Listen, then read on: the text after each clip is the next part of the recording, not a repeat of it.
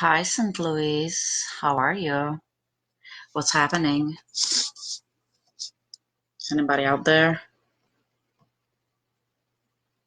Uh, I don't know if my camera is working. Hold up. I have to reset this whole thing. Okay, all right. People are coming in. I'll let you guys to get in for a second because I have to see what everybody's got going on. And then we're going to start talking about mental health. The only things that I can talk about in sense of mental health, I can talk about my own diagnosis, my own experiences, my own issues. I cannot resemble or speak about anybody else's. Okay. I can potentially provide some evidence to some cases, something that has been discovered or changed, or people come up with, doctors, scientists, etc. But realistically, all I can speak about is my own experiences. So, and I want to talk about it because people rarely, hold on, let me tune into the comments. Because, hello. It's working. Thank you. Perfect. Hi. Perfect. So, over the years, one of the very critical moments or very serious issues that many people are suffering from, and they don't even realize that they are suffering from it, is PTSD. Trauma throughout life has sense that the way we develop our coping mechanisms to trauma, we will be able to survive. Many people see trauma as something that, oh, what doesn't kill you make you stronger. That's a complete myth. You will not be stronger. You will be really fucked up, and you develop some very questionable habits, or potentially your survival rate increases, your depression increases, your anxiety develops. Depression and anxiety are both reactions to excessive stress. So not because depression is, happens because of the situation. Yeah, of course, you can have a thought process that makes you sad about the situation or the event and why it happened, and you can logically and in many ways question why things happened. But realistically, hold up. Don't call me right now, guys. If you have any questions or want to talk about anything, post it in the comments. Where was I? Okay, depression can be situational, okay? You get divorced, break up, move, whatever. There's a scale that measures these levels of events, and they are reproduced in within the scale, and then we measure how depressed are you, because there's different scales on depression. Yet, PTSD is incredibly underestimated. So I will, as many of you obviously know because I talked about it before, I'm a rape survivor, I'm an assault survivor, I've been beaten, I've been stabbed, I've been beaten for 3 years straight. I was lucky that I could have got out of my house and, I could see straight because both my eyes would be swollen shut. So when we're talking about PTSD experience, your depression develops in the thought process when you do not know why. You can comprehend that somebody that claims that they loved you would do something like that. You don't get it. You don't understand, particularly in domestic violence, but violence in general, why a random stranger would be invested in harming you. That's a part of why the incredible amounts of stress, thin work work on pathophysiology of your brain, and they do thin the blood-brain barrier, which is a membrane that surrounds your brain. And this membrane that is semi-permissible will allow more pathogens into your brain, which normally is not common.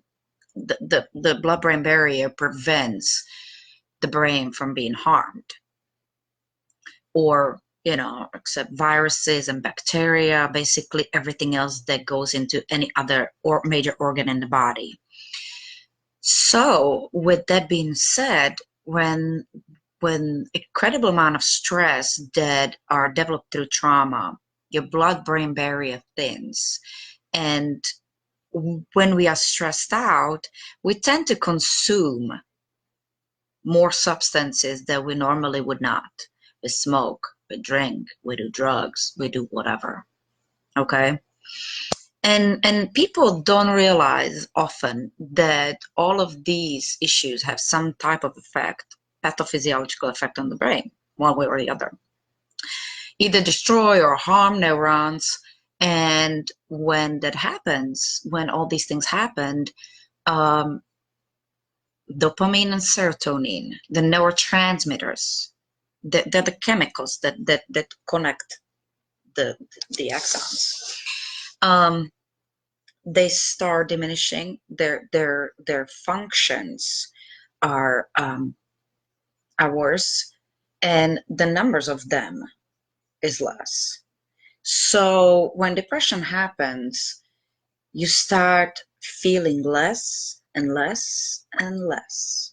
You stop caring about less and less and less, because the stress itself sends this response to your direction that whatever is happening right now, it's more important than the bigger picture. So there you go through this fight or flight reaction that you basically just want to survive. Depression is technically a coping mechanism, but our brains, from evolutionary standpoint, are not built to deal with this amount of stress. Okay? Throughout evolution, we were not built for credit cards, 40, 70-hour jobs, student loans, healthcare bills, mortgages. We just were not biologically built for all this bullshit. So majority of our lives, we are trying to eliminate all these distractions, all these stress factors. And some people, don't get me wrong, they thrive in it. They thrive incredibly in stress, because stress is bringing them release from something else. They can refocus, they can remeasure, right? And then we go to anxiety. Anxiety is an excessive reaction of brain to the fight or flight reaction. So all of a sudden, the depression is done, okay? Potentially we treated it, maybe the event ceased to exist, we went through the grieving process, and we can be done. Anxiety sets in every time where the brain sees any type of familiar behavior, actions, continuing patterns, repeated patterns of behavior. The brain sends a signal that says run, and that is anxiety. But or fight. In many environments, that's impossible. So you're at work, you are at clubs, you are at the bar, you are anywhere where your brain is reminded of the traumatic event. It's reminded of the things that you experienced in the past.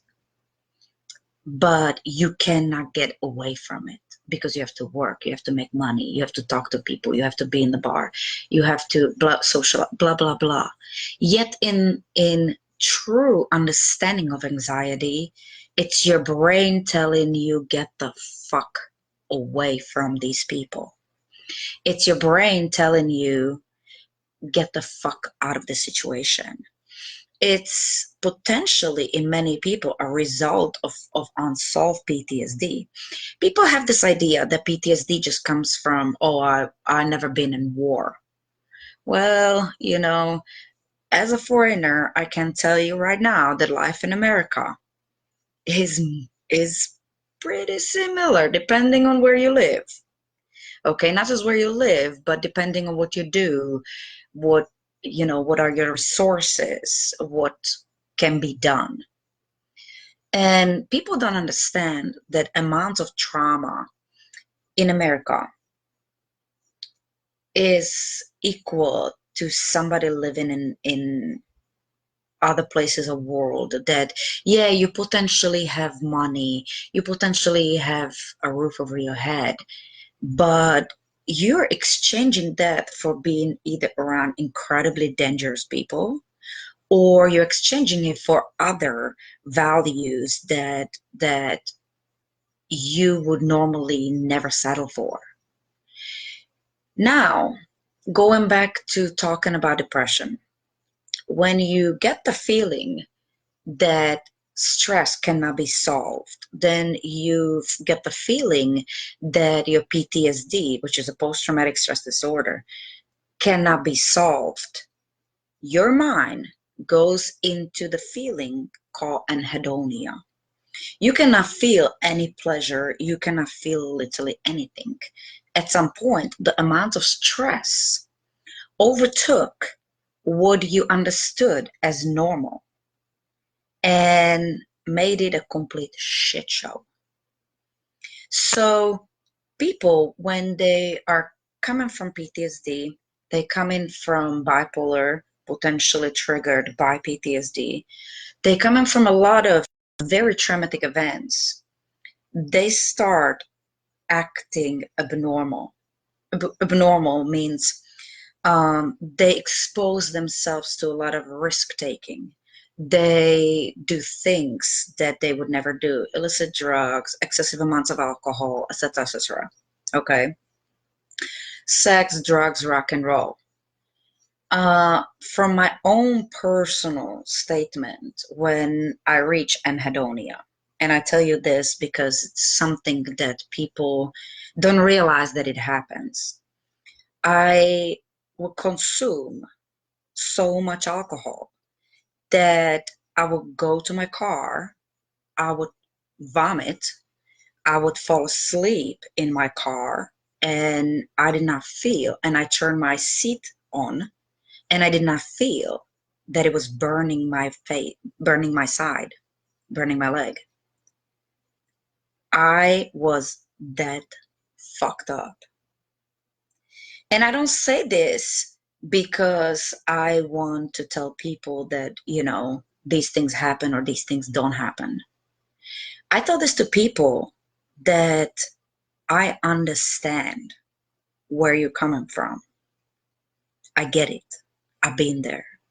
I remember myself where I would go to a bar, and my first thought within my anhedonia was, let's get drunk.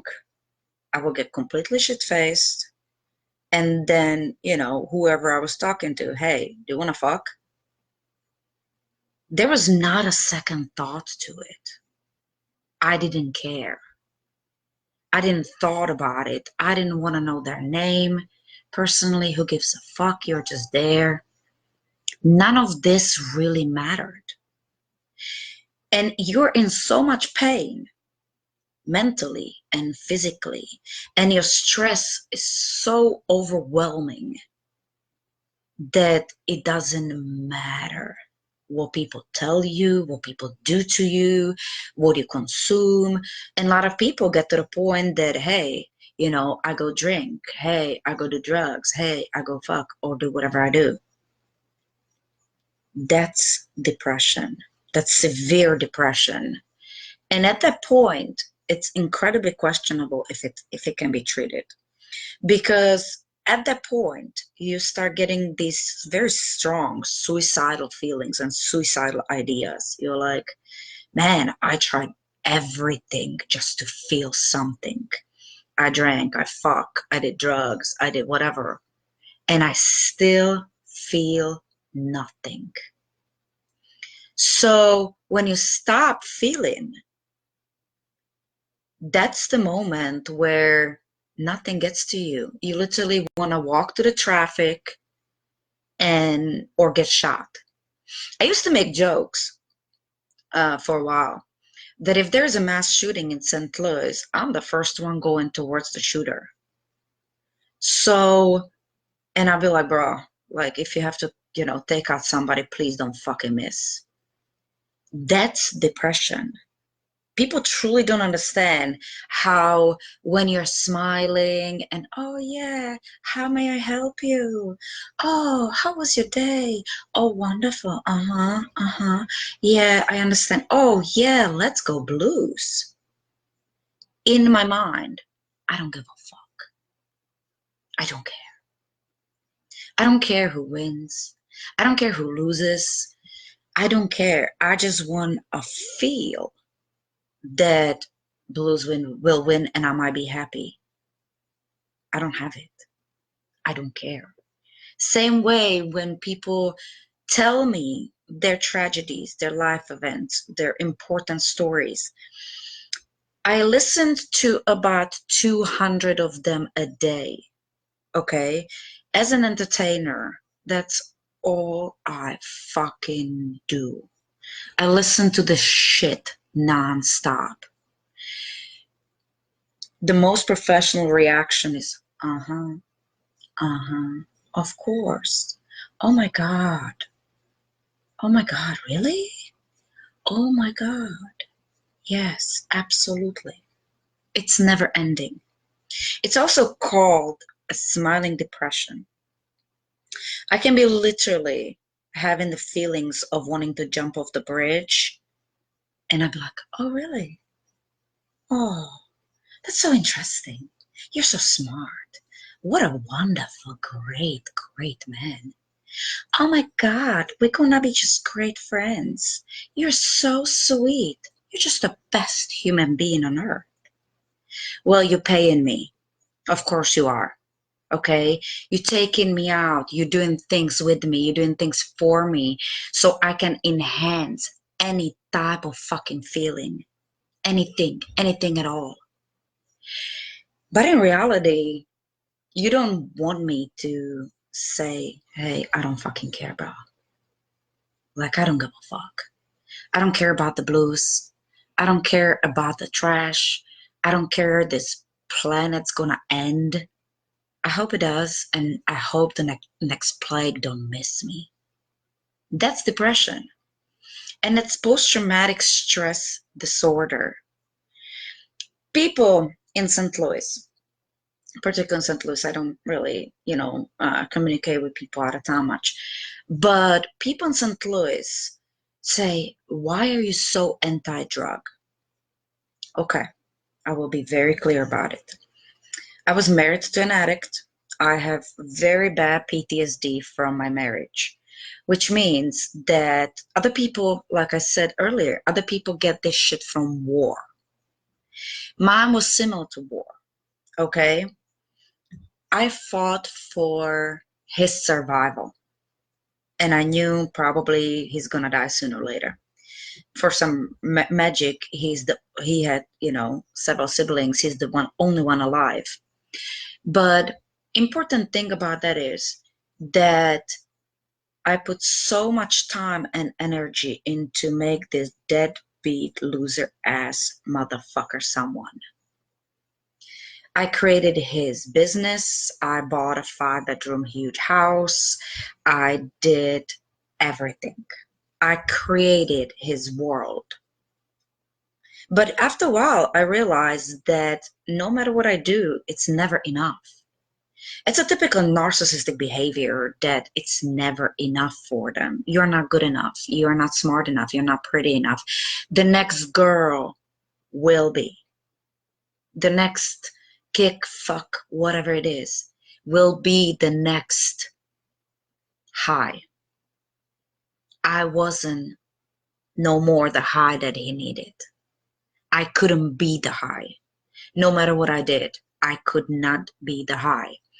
So at that point, at that very point of that, I realized that one of us will die. And he was determined that it's not going to be him.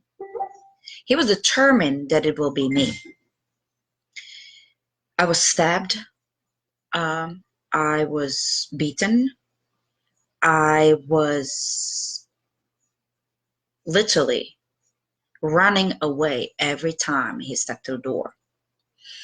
And PTSD will do one thing for you. You cannot be in those situations or around similar people at all. I interacted with drug addicts and their drugs. I will go into a panic attack. Okay. I worked at strip clubs where women, were doing the lines off the tables and all this stuff.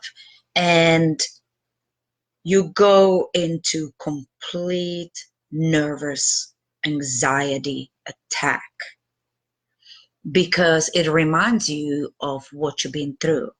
It reminds you of what you experienced, and you can't snap out of it. You can't. The moment you realize what's going on, your mind, your brain, no matter how much you want to give these people chances, you want to be cordial, you want to be nice, there's no point. Your brain will freak the fuck out. I am a type of a person that I won't say anything, but I will get the fuck away as fast as I can.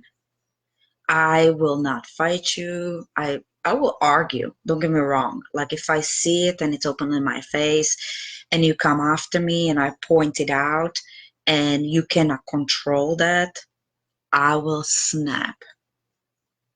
And a lot of people don't know this. I am not much of a fighter, okay? Till I get pushed into the corner. I don't fight for fun. I don't get the point. I get my ass beaten every time I go to, competition. I don't find a point in it. Okay. I am not naturally aggressive. But you push me in the corner and you hit me. And I promise you that that's the last thing that that hand did. And this journey, this horrible, horrible journey that took many years, ended with me beating a crap out of my abuser. And I ended up in jail. I was charged with assault and battery. And I was considered to be incredibly dangerous. I think that my reputation goes much further than the actual actions. I'm not the type of a person that goes out and starts fighting. It's just it's below me. Okay. And shockingly enough, I can take, maybe it's the years of training, I don't know, but I can take incredible amounts of pain. So several months ago, not naming names, but several months ago, I was hit. I was hit in situation or slapped. I wouldn't call it a hit. Slapped in a situation that I completely did not expected it. It still haunts me. It still haunts me that somebody in that situation would do what happened. Still till today, and it's been, months ago. I could not comprehend why.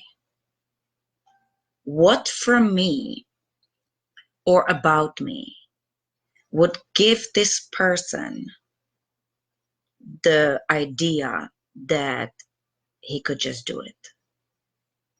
And I will be very honest with you. My depression got me to that situation. My depression provoked me to be where I was.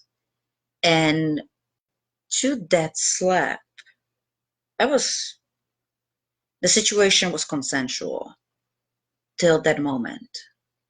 Until the moment I realized, or my brain, I didn't realize it right away, my brain did, that the circle of same type of abuse, drugs, beatings, harm, all the same lines, all the same bullshit are happening again.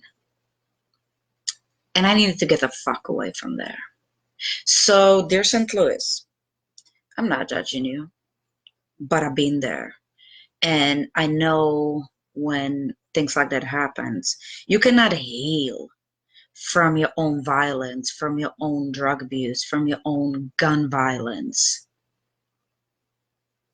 If you're constantly exposed to it, you cannot escape it. You have to change everything, everything at all. Unless you change everything at all, you will never be able to do it. So, thank you, Confessions of a Queen. I will see you all, and thank you for supporting me, and thank you for, sending me some love. I will scroll down and see what we gotta do around here.